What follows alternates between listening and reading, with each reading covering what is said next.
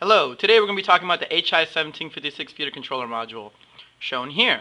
This feeder controller module has a load cell input in the front, which is this green connector, and easily plugs into the back of your ControlLogix rack for plug-in use for your 1756 ControlLogix applications. Back here we have a ControlLogix PLC with our plug-in already inside of it, controlling this feeder, which is sitting on a scale that you can't see. This is a vibratory feeder feeding into this bucket right here, and a hopper with all the material we're going to feed.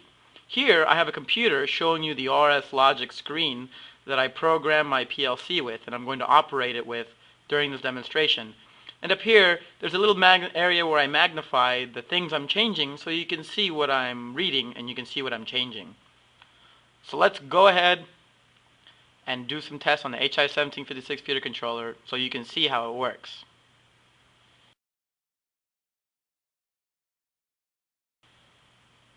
The first thing I'm going to do is I'm going to show you the set point. Right now the set point is 200, which means 2 pounds per minute.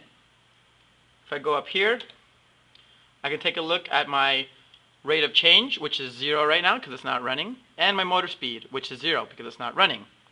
So let's go ahead and start the feeder. I'm going to start the feeder by writing a command to run. I'm then going to come here, make sure my set point is what I want it to be, and then I'm going to show you my set point. This is my rate of change as it's being measured. The number above it is my operating percentage, or my motor speed percentage. As you can see, it will now take a few moments to settle on my initial run. The numbers are already stable. Now what I'm going to do is I'm going to change my set point from 2 pounds per minute to 8 pounds per minute, so you can see how it reacts when we have to speed up. So I'm going to write a new set point. I'm going to write a command to initiate that new set point.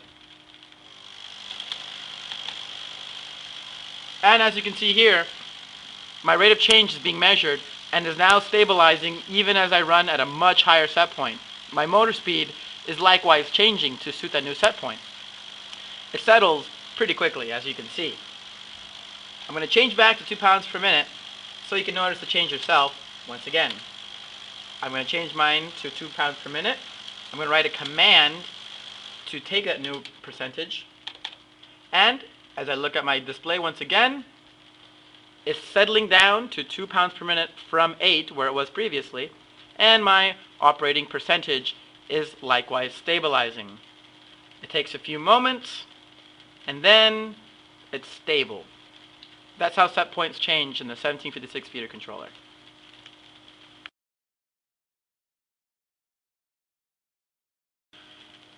So now we're feeding at 2 pounds per minute.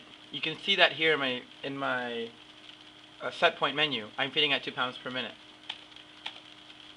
So if I now look at my operating percentage and my rate of change has settled out at 2 pounds per minute, and my operating percentage is 26%. That's 20% of motor speed.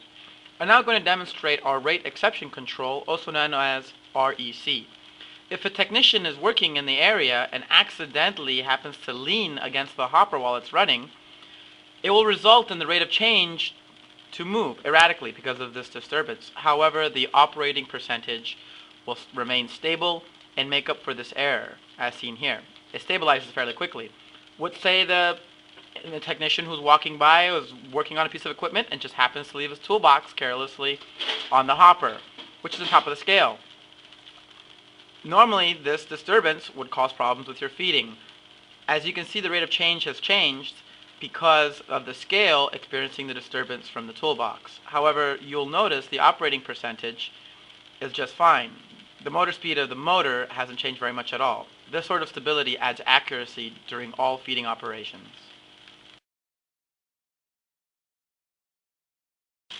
As you can see now, we're feeding at a pretty good rate.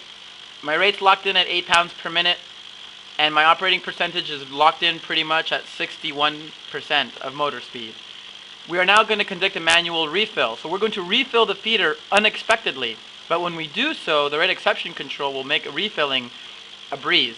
So if one of the operators comes in to refill my hopper, as you can see, the rate of change will start to change because we have a disturbance on the scale. However, my output percentage will stabilize quickly and move very little bit. and move very little, thereby guaranteeing that my refill is smooth.